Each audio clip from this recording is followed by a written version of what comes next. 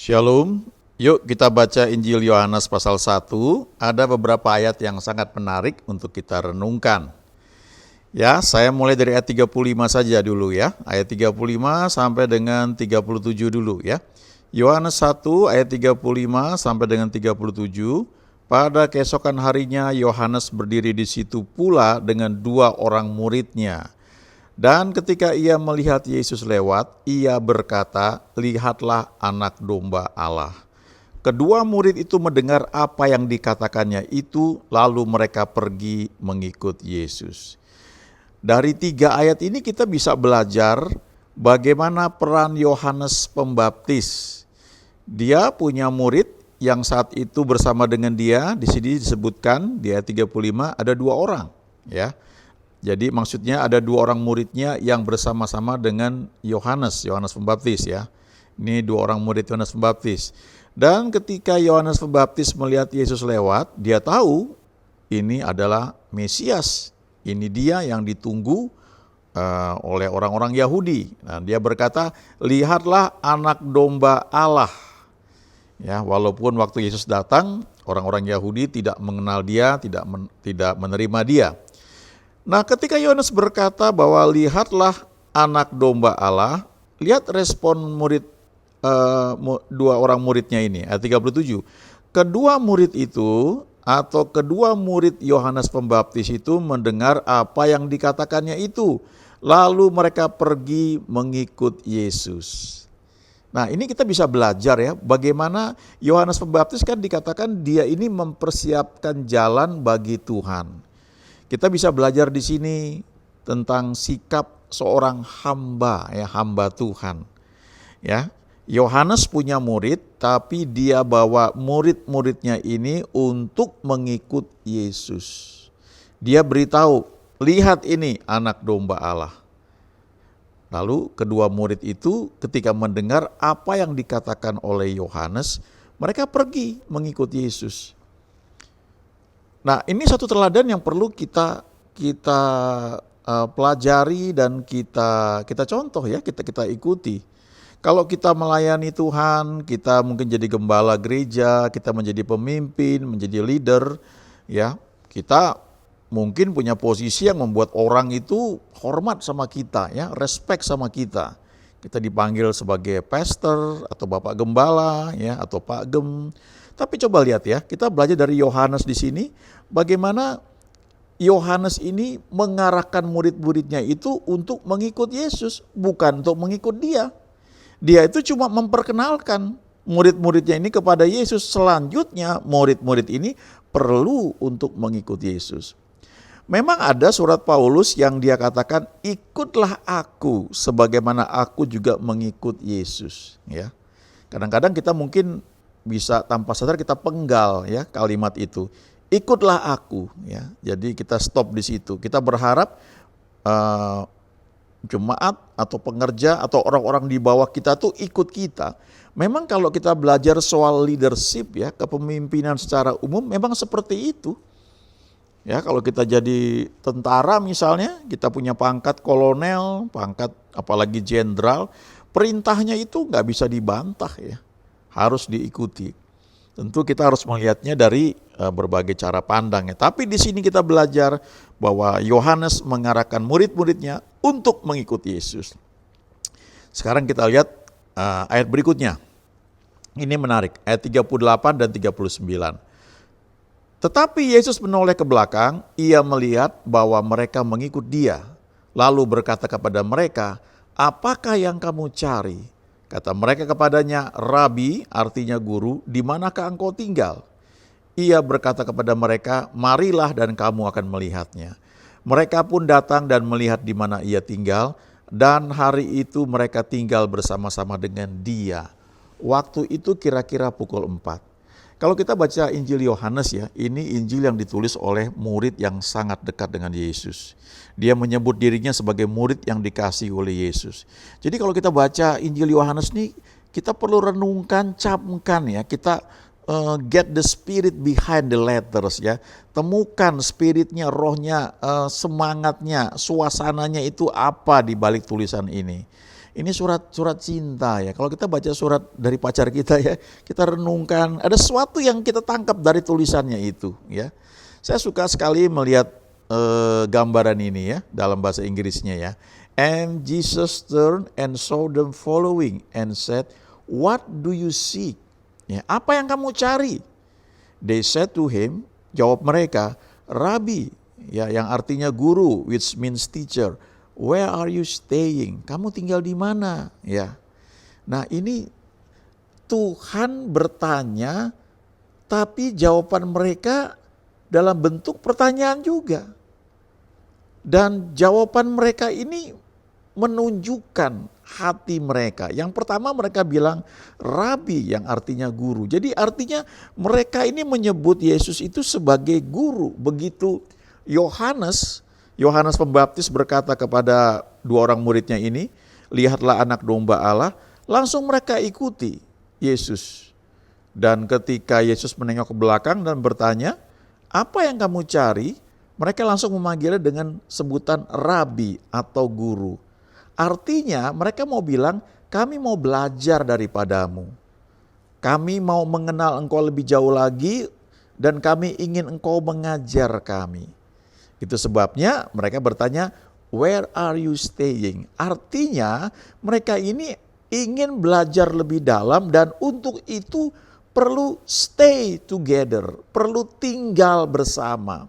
Dulu waktu zaman saya kuliah ya, kami tuh ada pemahaman Alkitab seminggu sekali. Ya, saya bertemu dengan pembimbing rohani saya, dengan beberapa teman saya. Ya, kami satu kelompok PA itu ada awalnya mungkin 6 atau 7 orang ya. Belakangan tinggal kalau nggak salah 5, kemudian 4, belakangan tinggal 3 dan akhirnya tinggal 2. Ya, saya dengan teman saya. Belakangan tinggal saya sendiri. Ya. Tapi kami ketemu paling seminggu sekali. Kemudian ada waktu lagi yang namanya pribadi-pribadi, itu mungkin sebulan sekali barangkali ya, diajak dengan kakak rohani untuk ngobrol beberapa hal untuk bisa lebih dekat lagi.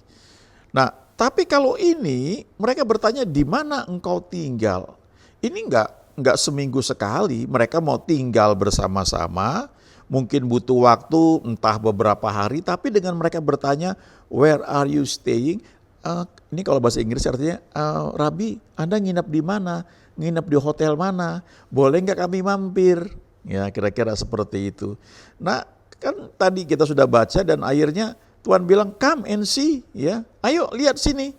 Dan kemudian mereka akhirnya mereka melihat Yesus itu ada di mana, tinggal di mana, dan hari itu mereka tinggal bersama-sama dengan Dia. Dan firman Tuhan berkata, dicatat dengan detail sekali, hari itu kira-kira pukul 4 petang ya. Wow ya. Itu yang saya bilang kalau baca surat Yohanes ya, Injil Yohanes, ini baca dengan hati.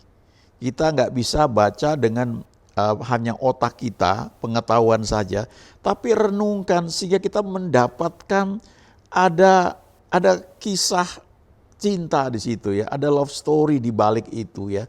Ada pernyataan kasih yang dekat ya. Ketika Tuhan berkata, "Marilah dan kamu akan melihatnya," mereka pun datang dan melihat di mana Ia tinggal. Dan hari itu mereka tinggal bersama-sama dengan Dia. Kemudian dikatakan waktu itu kira-kira pukul 4. Jadi artinya saking ini saat yang berharga sekali, Yohanes mencatat. Sampai jamnya itu dicatat. Memang kalau baca Injil Yohanes ini menarik.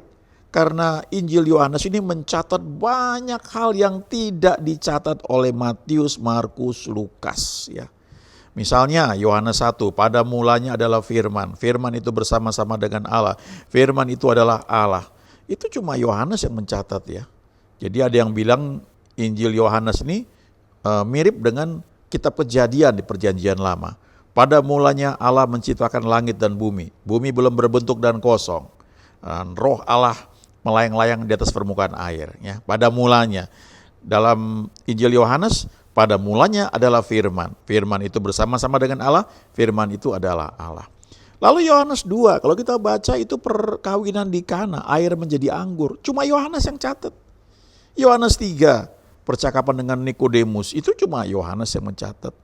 Yohanes 4, tentang perempuan Samaria, Itu juga Yohanes yang catat. Lalu Yohanes 5 tentang orang yang disembuhkan, ya. Itu cuma Yohanes yang catat. Lalu nanti ada Yohanes 7, ya. Yohanes 8, Yohanes 9, Yohanes 10, ya. 11 Lazarus dibangkitkan dengan detil. Itu cuma Yohanes yang catat, ya. Jadi memang banyak hal yang menarik yang dicatat oleh Yohanes. Nah, ini jawaban Yesus, ya, ketika mereka bertanya, "Rabi, di manakah engkau tinggal?" Dia bilang, "Come and see." Ya. Ayo, mari datang dan lihatlah.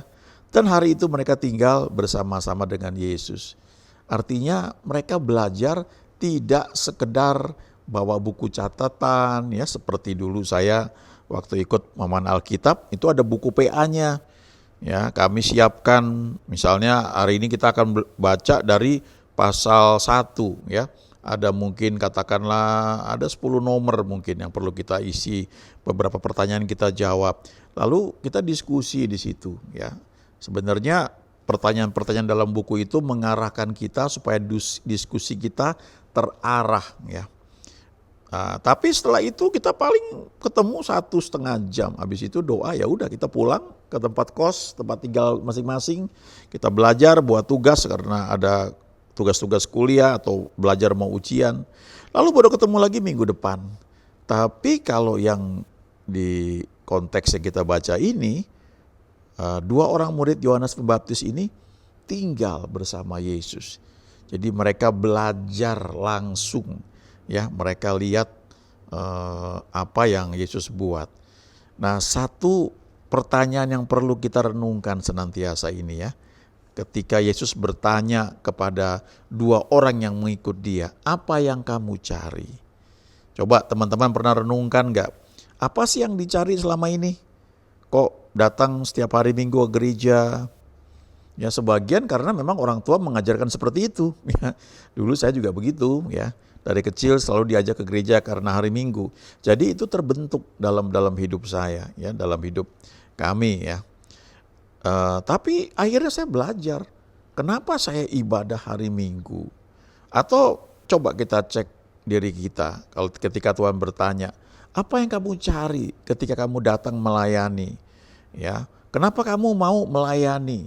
Apakah karena gereja di mana kamu berbakti itu keren gitu? Jadi kayaknya enak banget ya kalau bisa jadi pembicara, ya, jadi pendeta, bisa khotbah di mimbar, atau jadi worship leader, ya, suaranya bagus, lalu mimpin banyak orang, atau kalau bisa main musik, kemudian enak sekali, lagu-lagunya bagus, ya. Dan itu kan kita punya banyak alasan, dan saya nggak bilang alasan itu selalu salah atau benar, karena apapun alasannya, setidaknya alasan-alasan itu mendorong kita untuk datang kebaktian, untuk melayani, untuk mengenal Tuhan lebih jauh lagi. Saya ingat dulu banyak teman-teman saya yang ikut persekutuan di kampus, itu karena beberapa teman putri yang cukup cantik dan menarik itu ikut persekutuan. Jadi teman-teman putra yang lain tuh juga mau datang ke persekutuan, ya, karena mau kenal lebih jauh dengan beberapa cewek yang menurut mereka menarik, ya, atau cantik, ya. Jadi itu termasuk hal-hal yang mungkin mendorong kita ikut datang ke persekutuan untuk belajar, ya, atau untuk kenal Tuhan. Dan sekali lagi saya nggak bilang itu salah, ya. Mungkin belum murni, tapi Tuhan bisa pakai banyak cara untuk kita bisa kenal Dia lebih jauh lagi. Saya sendiri ketika udah ikut persekutuan, kemudian ada satu gereja di Bandung yang dimulai, dan gerejanya itu dalam satu ruko, ya, nggak terlalu besar tapi 2 lantai.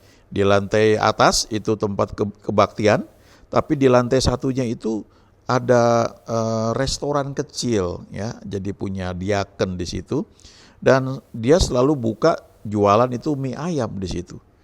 Lalu selama beberapa minggu ketika kebaktian, di warteg gereja di bagian belakangnya itu ada voucher. Nah, voucher itu bisa ditukar dengan 1 mangkok mie ayam plus minuman dingin, ya, Coca-Cola atau apa, dan mie ayam di Bandung tuh enak sekali, ya. Jadi selama beberapa minggu saya termotivasi untuk datang ke sana ya, karena mie ayam tersebut ya. Sampai masa promosi selesai, lalu saya mulai mencari pilihan lain untuk kebaktian. Tapi setidaknya selama beberapa minggu saya datang ke gereja dengan motivasi yang karena mie ayam itu menolong saya mengenal Tuhan lebih jauh lagi dari setiap firman yang saya dengar selama beberapa minggu. Ya. Jadi ketika Tuhan bertanya di Yohanes 1 ayat 38 ini, apakah yang kamu cari? Coba kita tanyakan pada diri kita sendiri ya. Karena kalau kita melayani Tuhan, Paulus juga berkata di surat kepada Timotius ya, dia bilang orang yang menginginkan pekerjaan sebagai penilik jemaat, sebagai gembala itu menginginkan pekerjaan yang baik gitu ya. Artinya ya keren lah gitu. Nah, karena itu ada kualifikasinya. Nah, tapi coba ya, saya terus terang waktu saya baca dari ayat-ayat sebelumnya juga ya, bagaimana Yohanes Pembaptis itu mengarahkan dua orang muridnya bahwa inilah anak domba Allah, sehingga dua orang muridnya itu tidak lagi ikut Yohanes Pembaptis tapi langsung ikut Yesus dan bertanya, Rabi, di manakah engkau tinggal ya? Kita perlu belajar ya, kalau kita melayani, walaupun kita membimbing ya orang-orang mungkin dalam pemahaman Alkitab, kita menjadi seorang leader dengan katakanlah beberapa orang anggota. Kita perlu belajar mereka itu adalah milik Tuhan, mereka bukan milik kita. Kita nggak jadikan mereka itu pengikut kita yang setia sampai mati gitu ya, bukan seperti itu, tapi kita ajarkan mereka untuk ikut Tuhan. Kita cuma perpanjangan tangan dari Tuhan. Ada masa ketika dulu saya pelayanan ya, lalu pelayanan itu berkembang, tentu gak sendiri ya, tapi dengan teman-teman yang lain juga. Tapi ketika kami banyak terlibat ya, mendoakan mereka, kunjungan dan melihat pertemuan rohani mereka, itu membuat ada ikatan emosi ya, ada ikatan jiwa. Saya nggak bilang itu salah juga ya, karena itu yang menolong kita untuk care ya, karena kita punya kasih kepada mereka, kita perhatikan mereka. Tapi di sisi lain, tanpa sadar tuh bagi sebagian orang itu suka mengatakan ini murid-murid gua gitu ya, ini jemaat saya gitu. Jadi bisa marah kalau mereka pindah ke tempat lain ya. Rasanya seperti milik kita yang diambil gitu. Nah, ada satu momen ketika saya dihadapkan pada situasi untuk meninggalkan pelayanan itu ya, karena ada satu kondisi yang tidak memungkinkan saya harus tetap di situ ya. Itu menyangkut status dalam pelayanan, menyangkut syarat-syarat kalau mau tetap pelayanan di situ harus apa dan sebagainya ya. Nah, ketika saya dihadapkan pada keputusan itu ya, situasi seperti itu, terus terang itu hati rasanya, waduh mau apa ya? Tiba-tiba saya berpikir begini, kalau saya nggak pelayanan di situ lagi, nanti mereka ini siapa yang layani? Memang ada orang lain, tapi apakah mereka cukup kenal? Bagaimana mereka begitu peduli sama mereka ini? Dan saat itu tiba-tiba saya menyadari bahwa mereka bukan milik saya, ya, mereka milik Tuhan. Dan di situ saya menyadari ternyata tanpa saya sadari, ketika kita melayani itu kita bisa ada satu sisi namanya ownership ya. Ownership itu membuat kita melayani dengan sungguh-sungguh. Ya, nggak disuruh kalau kita kebaktian di gereja kita cek dulu ya listriknya gimana, kita cek kursinya segala macam, itu ownership ya, kayak punya kita sendiri, sama kayak di rumah lah. Kalau di rumah kan kita cek ya listrik jangan banyak dinyalain, nanti bayarnya mahal, air juga kita cek mana yang bocor, kita nggak bisa masa bodoh karena kita tahu nanti ini punya kita. Tapi di sisi lain ownership itu kalau nggak hati-hati membuat kita tuh menjadi raja-raja kecil ya. Kita merasa ini milik kita, ya nggak boleh ada yang kotak-katik ini. Nah, Yohanes Pembaptis ini mengajari kita bagaimana dia menunjuk kepada Yesus, lihatlah anak domba Allah, lalu murid-muridnya mengikut dia. Kita perlu belajar, kita adalah hambanya Tuhan. Haleluya. Amin.